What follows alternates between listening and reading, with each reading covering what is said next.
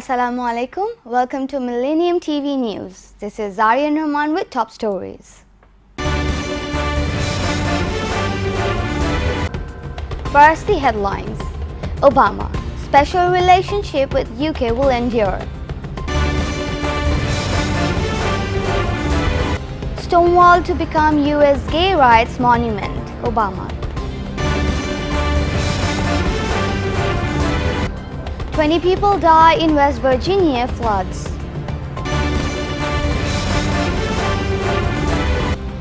European Union referendum. Moody's cut UK's credit outlook to negative.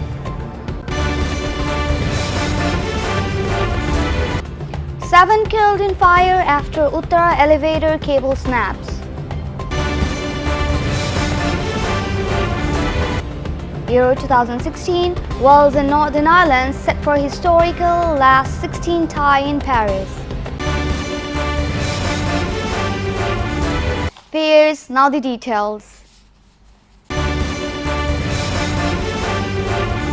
President Obama has said the special relationship between the United States and Britain will endure in the aftermath of the UK's exit from European Union. Just few Speaking to an audience in Stanford University, he said, yesterday's vote speaks to the ongoing changes and challenges that are raised by globalization. A few hours ago, I spoke with Prime Minister David Cameron. David has been an outstanding friend and partner on the global stage, and based on our conversation, I'm confident that the UK is committed to an orderly transition out of the EU.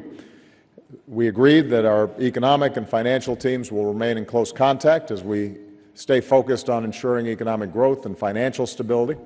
I then spoke to Chancellor Merkel of Germany, and we agreed that the United States and our European allies will work closely together in the weeks and months ahead. I do think that yesterday's vote speaks to the ongoing changes and challenges that are raised by globalization.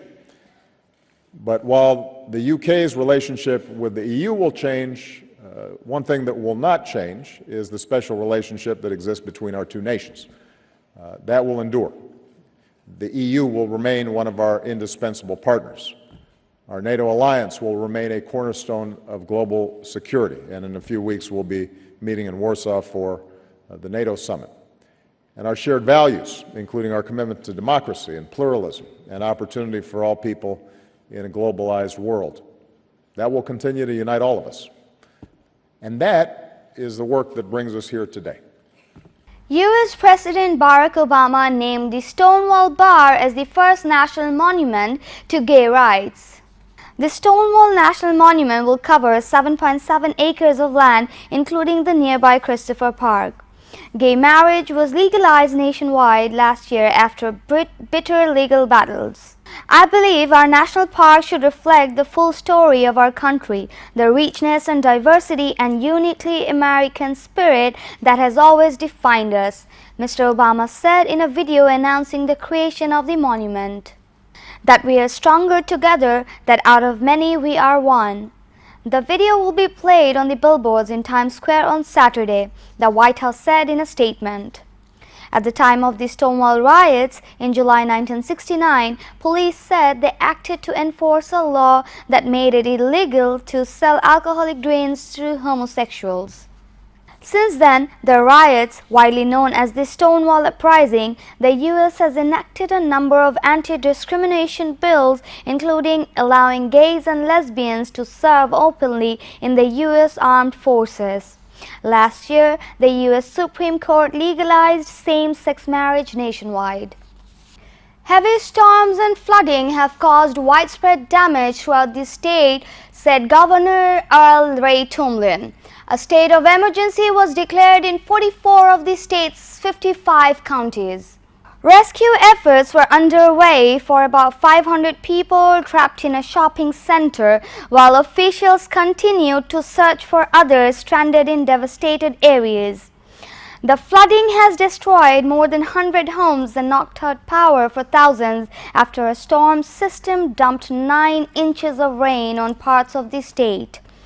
The governor said 200 National Guard soldiers were carrying out search and rescue efforts as well as health and welfare checks in 8 counties across the state. A church pastor told an 8-year-old boy slipped, fell into a creek and was swept away.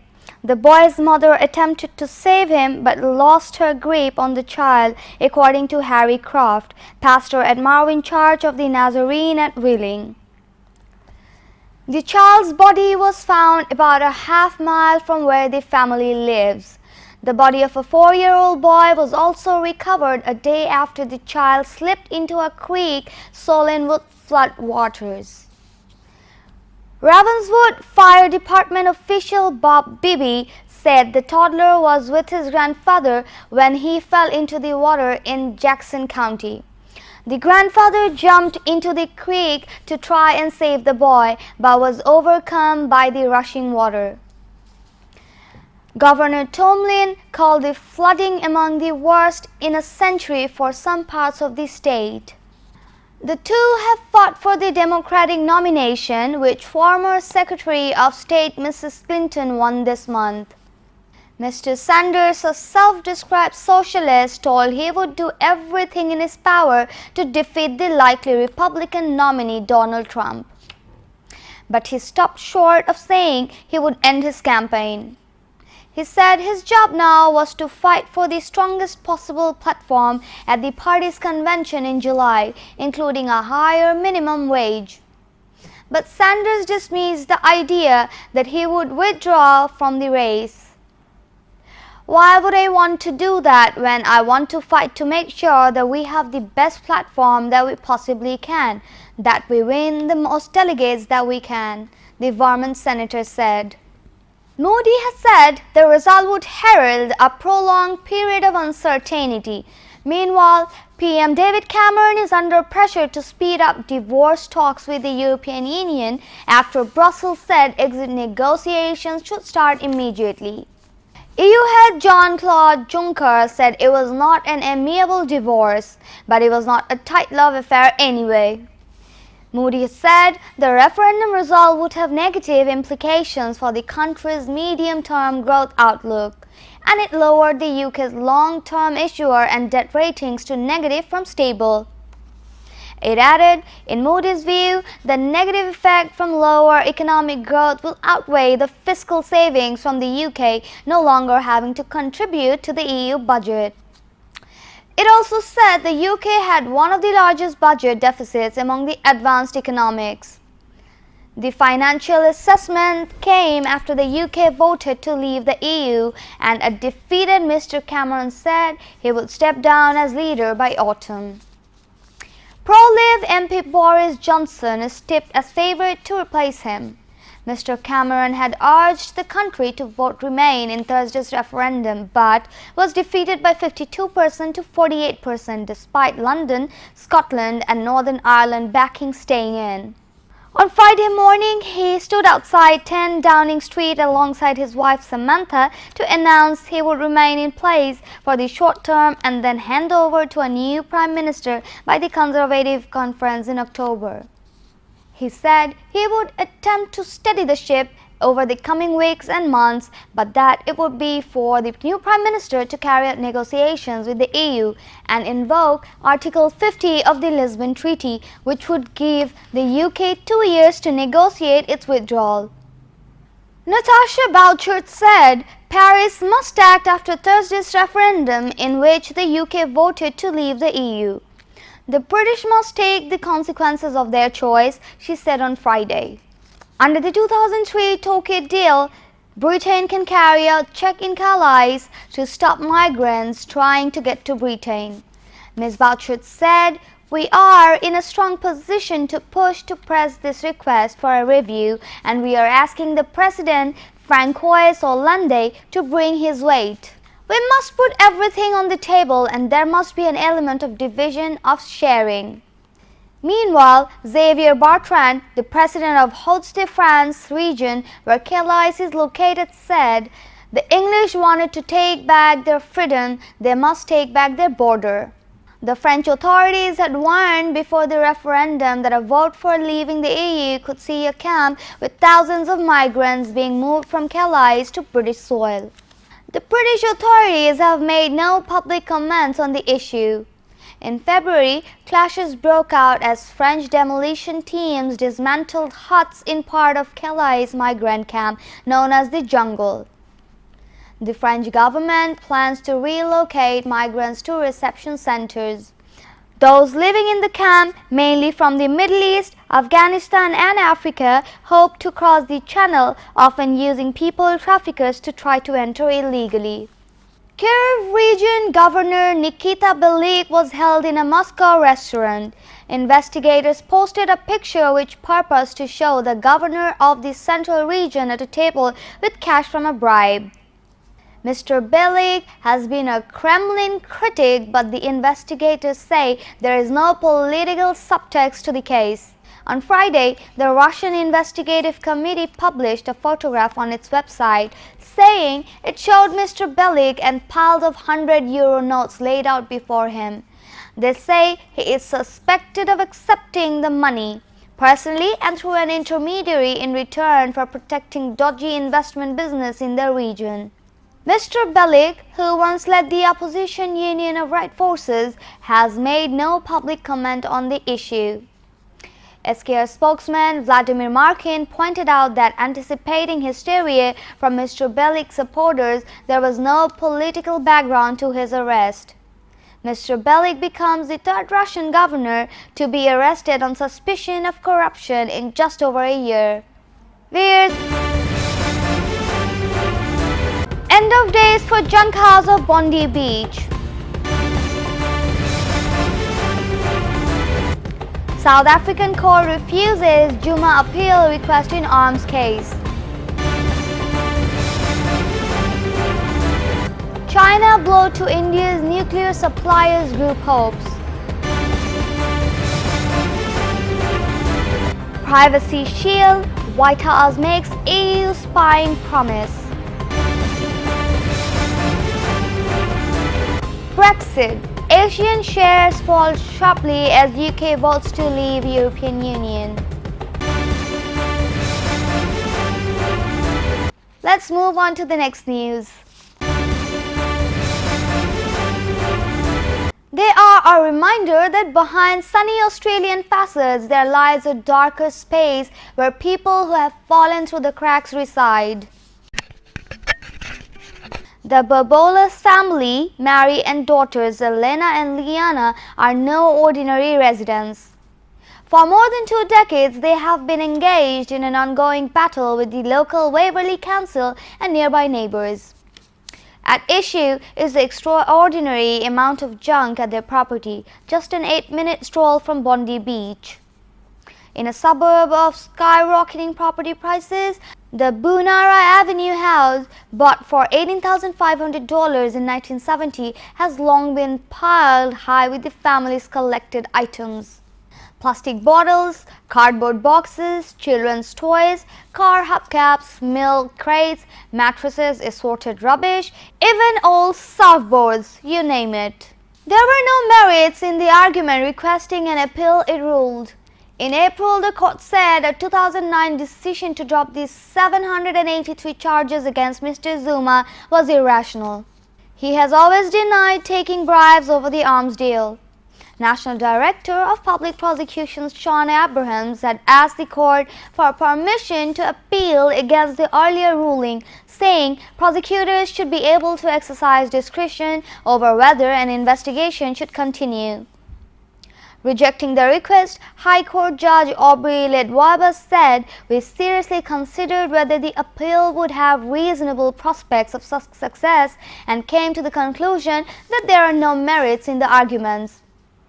The ruling is a blow to Mr. Zuma's efforts to avoid standing trial, reports the BBC's Milton Nichosi from Johannesburg.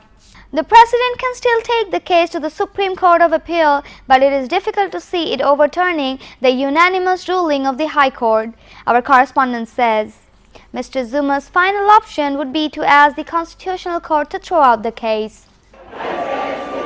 The plenary of the NSG ended on Friday without a decision on India's membership. China said India should become a member until it signs the Nuclear Non-Proliferation Treaty, a key requirement for all NSG members. The NSG sets global rules for international trade in nuclear energy technology. In a statement following the end of the plenary session, the group confirmed that India's application had been discussed. Participating governments reiterated their firm support for the full, complete and effective implementation of the NPT as the cornerstone of the international non-proliferation regime, the statement read. India needed a unanimous vote in the 48-member group to become a member, but Beijing took the position that the rules should not be bent for India. Applicant countries must be signatories of the NPT. This is a pillar, not something that China said.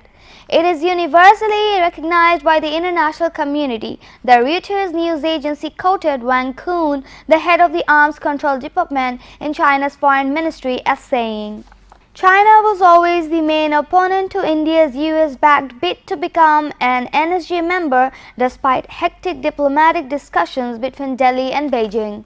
US President Barack Obama had publicly endorsed India's candidacy during his meeting with Indian Prime Minister Narendra Modi earlier this month and also urged other NSG members to consider it favorably. India's main opposition Congress Party has referred to the development as an embarrassment to the country. Prime Minister Narendra Modi needs to realize that diplomacy needs depth and seriousness and not public tamasha, a party spokesman said. The death toll rose to 7 as fire broke out after cables of a capsule lift of 16-story Tropical Alauddin Tower shopping complex snapped in Uttara Sector 3 in city. Besides, 24 others, including 2 members of a family, were injured in the incident that took place around 6:30 p.m. on Friday. Earlier on Friday night, Deputy Commissioner of Uttara Division of Dhaka Metropolitan Police Bidhan Tripura confirmed about death of 6. Later, the death toll reached to 7 as AGM of Tropical Homes Limited, Mahmoudul Hassan, succumbed to his injuries early Saturday. Police and fire service sources told Bangla News that fire broke out immediately after cables of the lift snapped and fell upon the people who joined an iftar party here. TMC burn unit physician Partha Shankar Paul told Bangla News that Mahmoudul Hassan sustained 80% burn injuries, while his daughter Menaj Hassan Maisha sustained 44% and 8-month-old son Muttaqin Hassan sustained 23% burning injuries. Fire Service and Civil Defense DG Brigadier General Ali Ahmed Khan told that they brought the blaze under control after 1 hour. Here's now the Millennium Information and Technology News.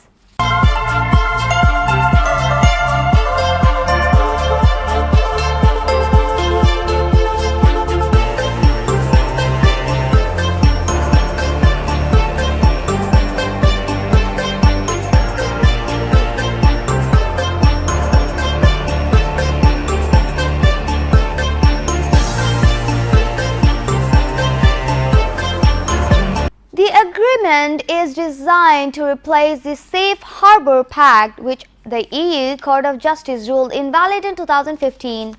One key change is a commitment from the White House regarding bulk collection of data from the EU to the United States. The UK's Information Commissioner said a post-Brexit UK may have to adopt EU data protection rules to trade with it. If approved by the EU member states, the pact could take effect in July. The European Union United States Privacy Shield is designed to make it easy for organizations to transfer data across the Atlantic. However, in May, the European Data Protection Supervisor said the Privacy Shield agreement needed to provide adequate protection against indiscriminate surveillance, and obligations and oversight, transparency, redress and data protection rights. A spokesman for the European Commission said this new framework for transatlantic data flows protects the fundamental rights of Europeans and ensures legal certainty for businesses. The overwhelming majority of the searches came from Northern Ireland. We have in excess of 200. The search giant also reported more searches for what happens if we leave the EU around midnight on 23rd June and for other phrases such as British Independence Day and Norway European Union. One expert cautioned that the data does not reveal actual volumes of searches. On the financial implications, Google Trends said it had recorded the highest ever search interest in sterling. During the early hours of the morning, the pound fell by more than 10% to a level not seen since 1985, before slightly rebounding. Irish passport application and Irish citizenship. Here's now the Millennium Business News.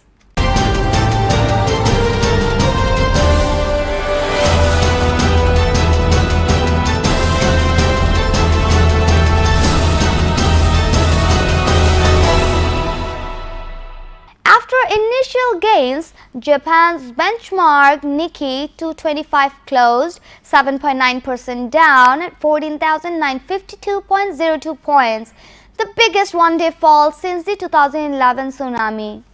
The UK voted by 52% to 48% to leave the European Union after 43 years in a historic referendum.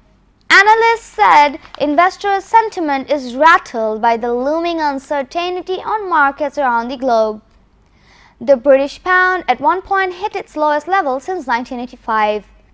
The Japanese yen has surged to 102.4 to the US dollar as investors now see the currency as a safe haven.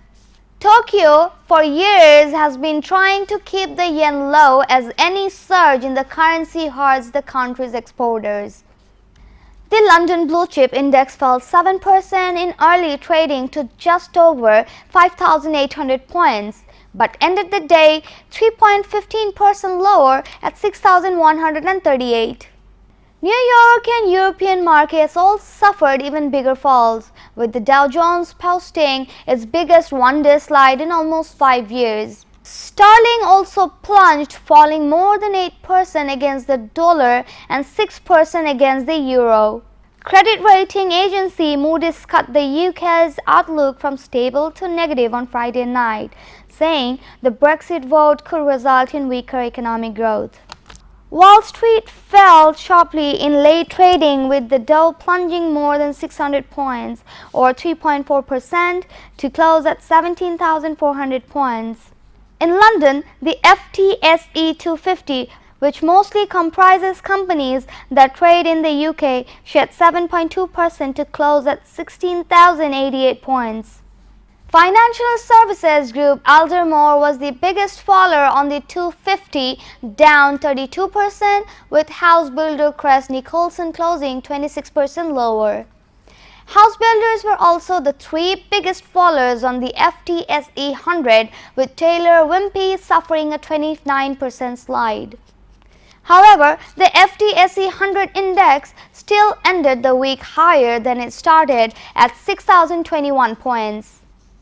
Gold miner Rank Gold jumped 14%, while consumer-facing companies including GlaxoSmithKline, Unilever and Diageo all rose more than 3%.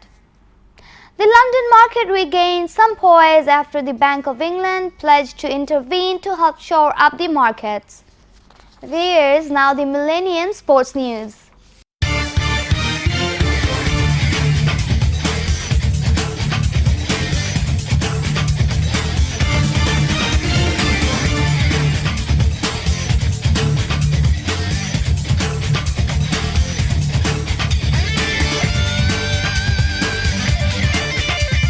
The last 16 tie in Paris is first time two home nations have met in the knockout stages of a major tournament.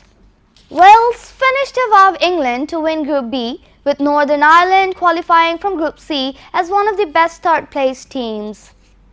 Thousands of Wales and Northern Ireland fans are expected in Paris. It's a one-off game now and we'll go into thinking we can get a victory, said Northern Ireland striker Kyle Lafferty. Wales manager Chris Coleman said it will be about who handles that spotlight the best, who's capable of performing under that pressure and tension. There is further home nations' interest in the match as England's Martin Atkinson will be the referee. The pair shared an England record ODI partnership as a target of 255 was chased with 95 balls to spare in front of a Rockhouse Edgbaston crowd. Some excellent fielding and bowling, particularly from Adil Rashid to 134, had restricted Sri Lanka to 254 by 7. After a thrilling tie on Tuesday, England led the 5-match series 1-0. The home side also take an unassailable 13-3 lead in the inaugural Super Series, which sees points awarded across all three formats. Sri Lanka, who posted an inadequate total on a superb batting surface, are still looking for their first victory over England on this tour. Viewers, let's have a look at Millennium TV News Recap. First, the headlines. Obama, special relationship with UK will endure. Stonewall to become US gay rights monument, Obama. 20 people die in West Virginia floods.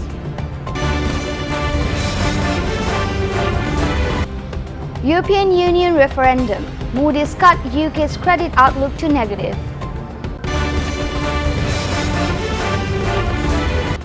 Seven killed in fire after Uttara elevator cable snaps. Euro 2016, Wales and Northern Ireland set for historical last 16 tie in Paris. You are up to date with our top stories so far here on Millennium TV, and don't forget to log in to www.millenniumtv.net. Thank you and stay with Millennium TV. Allah Hafiz.